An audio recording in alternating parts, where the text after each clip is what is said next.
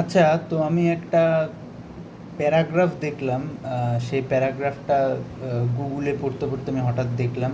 তো তাতে লেখা ছিল, হু ইজ দ্য বাপ অফ আইপিএল। তো আমার খুবই ইন্টারেস্টিং মনে হলো ব্যাপারটা, তো আমি সেটা চেক করে দেখলাম। তো নিচে উত্তরে যেটা দেখলাম, খুব একটা অবাক হওয়ার মতন বিষয় না, বাট বিষয়টা মজার। সেখানে লেখা আছে MS ধোনি। তো এই দেখো, আমি দিয়ে দিচ্ছি এখানে।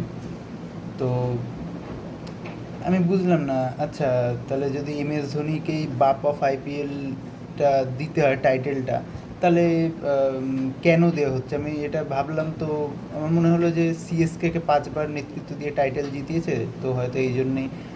আর সেটা নিচে একটা জায়গায় উল্লেখও করা আছে। তো যদি এইটার এই কারণটার জন্যই দেওয়া হয়ে থাকে এই টাইটেলটা, তাহলে তো রোহিত শর্মারও একই আহ, কারণে এই টাইটেলটার কন্টেন্ডার হওয়ার কথা। তো ঠিক আছে, যাই হোক, হয়নি।